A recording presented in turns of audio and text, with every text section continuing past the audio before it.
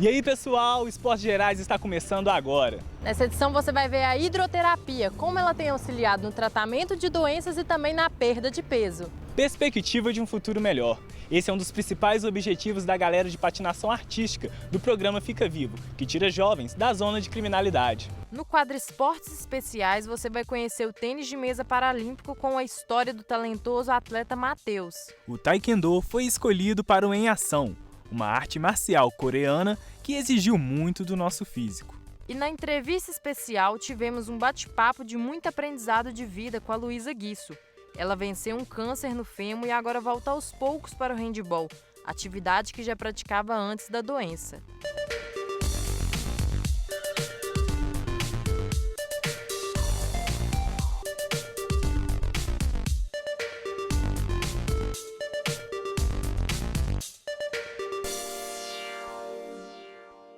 Se deslizar sobre rodas e receber aprendizados que vão além do esportivo.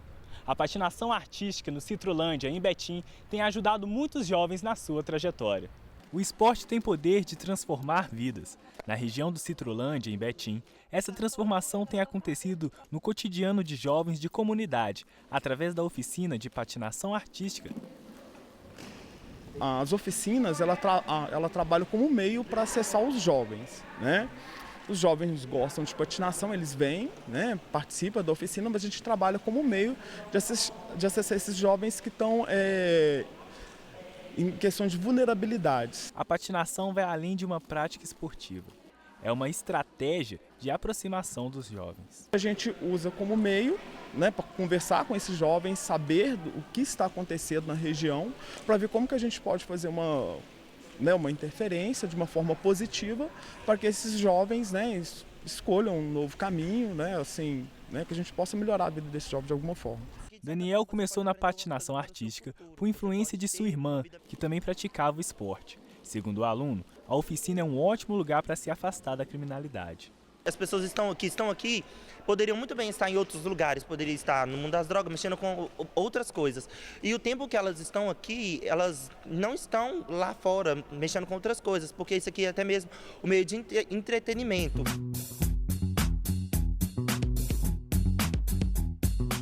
A oficina de patinação artística faz parte do programa Fica Vivo, que tem como objetivo controlar e prevenir a ocorrência de homicídios em área com alto índice de criminalidade. A analista social Ingrid contou que na região jovens de 15, 16 e 17 anos estão perdendo a vida, e isso não é normal. Nós utilizamos o ofício para poder fazer com que o jovem reflita sobre as suas escolhas, as consequências das suas escolhas, para que ele possa pensar, talvez, em resoluções de conflito menos violentas. O programa ele está para a defesa da vida, né? Nós somos um programa de controle de homicídios, então nós queremos que os jovens fiquem vivos. O esporte que trabalha coordenação motora, equilíbrio e postura também traz vida e maturidade nas escolhas dos jovens. Proporciona uma nova perspectiva para o futuro e a certeza que ele pode existir. Isso aqui é muito bom, é um universo totalmente diferente e que esse mundo lá fora não leva a nada.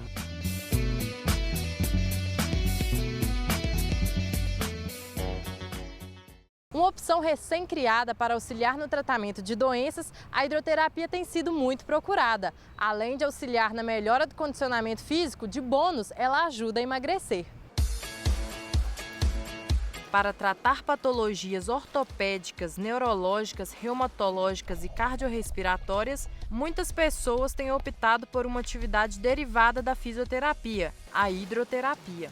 Uma especialidade que foi desenvolvida recentemente por especialistas da área da saúde, mas já tem se tornado referência como atividade física. O que a hidroterapia pretende é dar condições para que o profissional, o fisioterapeuta, consiga dentro d'água fazer exercícios que fora d'água seriam impossíveis. Então nós aproveitamos determinadas propriedades, como por exemplo a flutuação, em que nós podemos trabalhar com a pessoa deitada sem ter que sustentar o próprio peso. Então nós conseguimos eliminar, por exemplo, 100% da força da gravidade. Isso aí pode trazer uma série de benefícios, principalmente para aquelas articulações que suportam peso. Coluna, quadris, joelhos, tornozelos. Muitas vezes só o fato de entrar na água já provoca uma série de alívio para a pessoa. A nossa finalidade é sempre uma melhora funcional fora d'água. Então muitas pessoas chegam aqui com uma determinada queixa e começam a relatar melhoras em outras áreas. Para quem não pode ou não gosta de atividades que exigem muita força física, a hidroterapia é perfeita. Além de auxiliar na perda de peso, é totalmente relaxante. Muita gente não suporta cargas muito pesadas. Nós trabalhamos com uma sobrecarga mais minuciosa na musculatura que atende a articulação.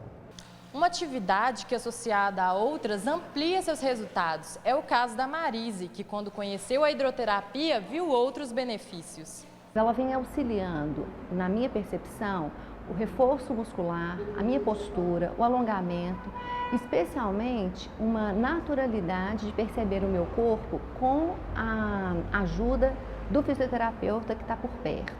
É diferente daquela atividade na água que todo mundo faz no coletivo e que existe uma padronização de movimentos. Existe um cuidado, um zelo para com o meu corpo, para que ele funcione de uma melhor forma possível, principalmente porque eu faço hidroterapia e também faço uma atividade extra, que é a caminhada barra corrida, que exige outro tipo de energia e de esforço do meu corpo. Não somente para tratar doenças, a hidroterapia pode ser praticada por qualquer pessoa e de qualquer idade, principalmente para aqueles que querem envelhecer de uma forma mais saudável. Também nós atendemos muitas pessoas que pretendem uma prevenção ou uma melhora do seu condicionamento cardiovascular, emagrecimento, pessoas rígidas, que não têm dores, que não têm patologias. Muitas dessas pessoas têm condições paralelas que dificultam ela participar de uma atividade de alta intensidade. Então, um idoso que tem hipertensão, que tem uma osteoporose, alguma outra condição que traria risco fazer uma atividade mais intensa. E Marise confirma a eficácia dessa atividade no seu dia a dia. O que eu percebo é que todas as vezes que eu chego com alguma queixa, decorrente de uma noite mal dormida ou de um excesso que eu tenha feito, não por uma lesão ou por algo que já estava instalado, mas eu percebo um olhar dedicado do fisioterapeuta.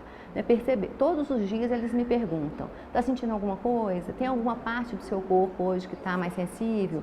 Porque aquela parte ela é olhada e ela é trabalhada com exercícios específicos.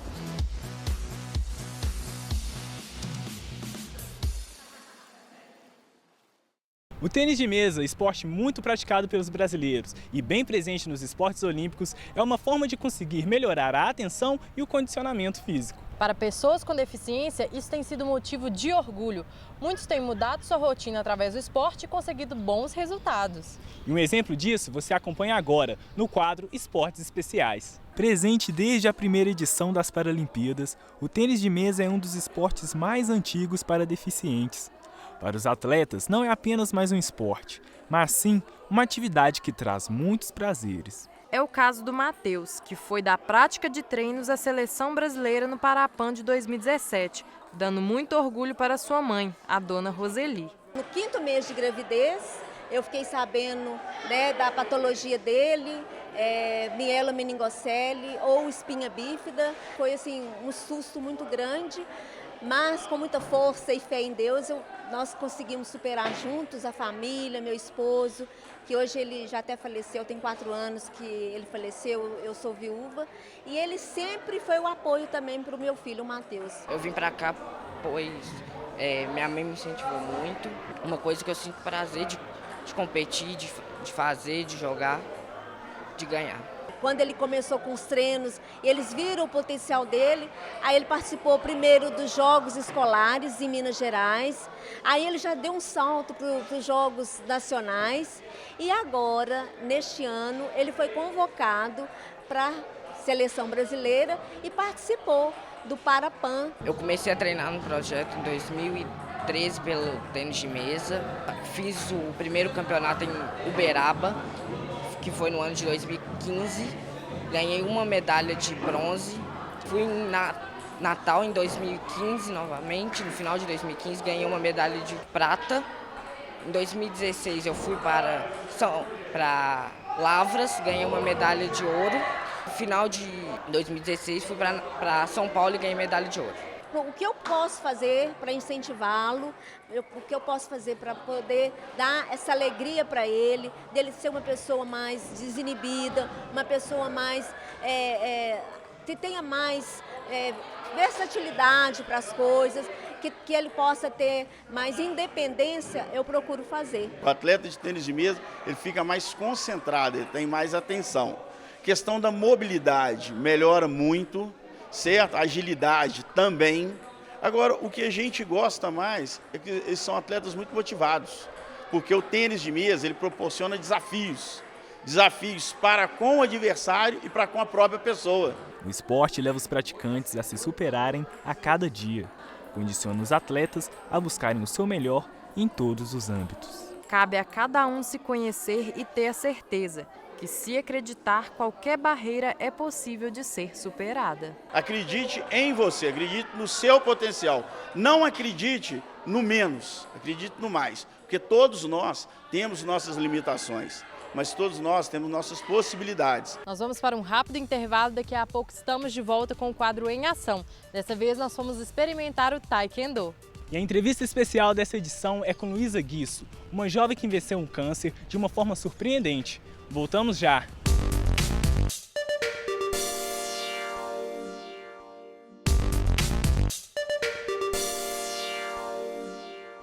Esportes Gerais está de volta e se você procura uma atividade que ofereça elasticidade, bom condicionamento físico e disciplina, o Taekwondo pode ser uma ótima opção para você. Direto da Coreia do Sul para o Em Ação, vamos testar nossos limites nessa arte marcial que tem atraído tantos praticantes na capital mineira. A primeira aparição do Taekwondo nas Olimpíadas foi em 1988, na Olimpíada de Seul, como teve sua primeira apresentação, e como tivemos agora a última também em 2016 no Rio de Janeiro, né? A primeira aparição do Taekwondo nas Olimpíadas foi em 1988, na Olimpíada de Seul, como teve sua primeira apresentação, e como tivemos agora a última também em 2016 no Rio de Janeiro, né? E hoje em dia, nas competições, geralmente como que funciona uma luta de Taekwondo? As lutas de competição, nós temos regras, diferente da arte marcial. A arte marcial não tem regra, a arte marcial é para você aprender a se defender da maneira que você precisar. Mas a parte competitiva, a parte olímpica, ela tem regras, né? Ela tem regras e também a questão do uso dos protetores. Então, nós temos material de proteção, o atleta usa o capacete, o protetor bucal, o protetor de tórax, protetor de antebraço, o protetor genital, a caneleira. A regra básica da competição é o seguinte, a luta em pé, né, se luta em pé, 80% dos golpes nas competições acabam sendo com os pés, porque o Taekwondo é uma luta de muita velocidade, então acaba que se você usar muito a técnica de soco, você acaba levando desvantagem. Um dos benefícios que o Taekwondo proporciona é a questão do alongamento, a flexibilidade, né, a resistência, a parte emocional, trabalha muito autocontrole, a pessoa ajuda a tirar o estresse do dia a dia. Então, acho que essa questão da prática do Taekwondo trabalha muito o equilíbrio do ser humano. Saudações unidas. Parou? Mais uma vez, quem é? Antes de praticar os golpes mais complicados, é preciso fazer um intenso alongamento para que não haja lesões, já que os chutes desse esporte são bem altos e flexibilidade é uma das principais características exigidas dos atletas. E olha, logo no início deu para sentir que não vai ser moleza.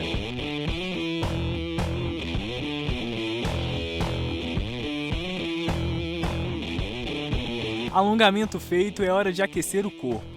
Abdominais, flexões de braços e trabalhos em dupla parecem simples, mas já começamos a sentir o cansaço. Realmente, para treinar Taekwondo tem que ter muita disposição.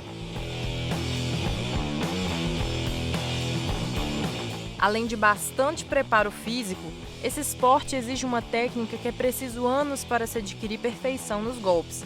Mas nós não poderíamos deixar de tentar alguns, né? Esforço da nossa parte não faltou na hora de arriscar chutes e socos.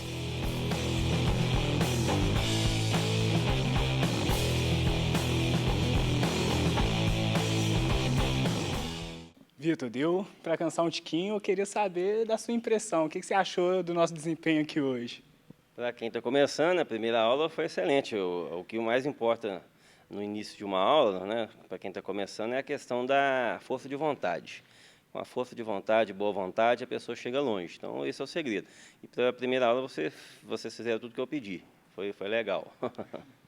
Eu nunca tinha feito nenhuma arte marcial. Para uma primeira aula, você já percebe que exige bastante técnica nos socos, nos chutes ali. Você vê que a pessoa tem que ter anos de treino ali para ter um bom desempenho, né? E eu cansei bastante também, gente. Só no aquecimento ali, no alongamento, já deu para cansar bastante. Você, Jacques? É a mesma coisa comigo. Foi a primeira vez que eu faço uma arte marcial.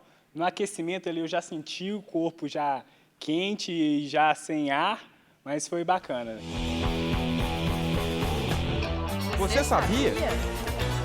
O sistema imunológico é composto por células de defesa que são responsáveis pela proteção do organismo contra as doenças e também pela produção de anticorpos. Existem vários alimentos ricos em vitaminas e minerais que deixam seu sistema imunológico mais forte, como, por exemplo... Os vegetais verdes escuros, como brócolis, couve e espinafre, auxiliam na formação de glóbulos brancos, responsáveis pela defesa do organismo. Alimentos de oleaginosas, como castanha, amêndoas e nozes, são ricos em vitamina E, que combate a diminuição da atividade imunológica. O gengibre, rico em vitamina C e B6, ajuda nas defesas do organismo. A pimenta tem uma substância que se transforma em vitamina A, nutriente que protege o organismo de várias infecções. As frutas cítricas, como laranja, acerola e kiwi, são ricas em vitamina C, que aumentam a resistência do organismo. Inspiração é o que não falta ao conhecermos a história de Luísa Guiço. Aos 15 anos, ela teve um câncer no fêmur e teve que parar de jogar handebol, que era sua paixão, mas deu a volta por cima. Hoje, ela faz trabalhos como modelo e volta ao handebol aos poucos. É um exemplo de vida de quem vence qualquer barreira com leveza e otimismo. Luísa, primeiramente eu quero agradecer pela disponibilidade de tempo para vir conversar com a gente, contar um pouco da sua história. E já que a gente está nesse caminho, eu gostaria que você me falasse como que era a sua vida, sua rotina, sua relação com o handebol antes do câncer. Então, assim, a minha vida era bem corrida nesse sentido. Eu participei de muitos campeonatos, era mais escolar, sabe? Não era nada profissional, não. Mas a gente participava de muitos campeonatos. E, assim, a minha vida era treinar 2 horas por dia, fazer academia e, assim, e estudar, né? E eu tinha uma relação muito boa, sempre tive com a minha família, com os meus amigos, sempre fui uma pessoa muito positiva, assim. Você descobriu o câncer aos 15 anos, muito nova, né? Depois que você descobriu a doença, o que mais te motivou a seguir em frente com o tratamento, porque é muito invasivo, né? Qual que foi a sua maior motivação naquele momento? Na verdade, assim, eu tenho uma coisa na minha cabeça que parecia que eu não estava tratando de câncer. Então, assim, eu sabia que eu não ia morrer. Não sei porquê, não me pergunte como, mas eu tinha certeza que eu não ia morrer. Então, assim, para mim era um tratamento que é complicado, dá muito enjoo, muita coisa, assim. Perdi meu cabelo, tive que colocar a prótese, mas assim, eu sabia que ia passar. Então, eu fui tentando viver um dia de cada vez, sem ficar muito desesperada, porque quando a gente ouve a palavra câncer, a gente acha que é um bicho de 7 cabeças, né? É muito estranho, porque comigo também foi assim, com toda a minha família, a gente tem costume de associar o câncer à morte instantânea, assim, não é bem assim. E depois que passou, que deu certo, você começou os seus trabalhos como modelo, a praticar o handebol como treino, né? Qual é a importância dessas atividades no seu dia a dia, na rotina, assim? Então, essa questão de modelo, todo mundo me falava para eu fazer isso desde pequena, mas não era muito a minha praia, né? Como eu falei, eu sempre fui dessa de atleta, de ser toda estourada, assim, e essa coisa de tirar foto não era muito comigo, não. Mas depois disso que passou, aí a agência veio me procurar e falou, olha, sua deficiência para a gente não é nada, a gente entende que você tem uma prótese e tal, você tem limitações. E o cara da agência falou que mesmo assim estava tranquilo, assim, que não teria problema nenhum. E essa questão de voltar ao handebol para mim foi incrível, foi uma experiência que eu consegui aqui na faculdade, depois que eu vim para cá. Na verdade, eu sou do Espírito Santo, né? E vim aqui para estudar. E assim, quando eu descobri que eu não ia poder mais jogar, acho que foi o que mais me doeu, por incrível que pareça.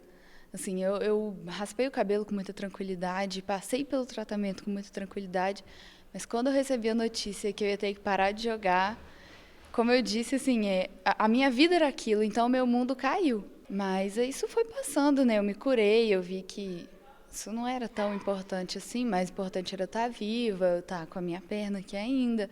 E, assim, quando eu cheguei na faculdade, eu descobri o time da AJAC, time de comunicação, né, que eu faço jornalismo.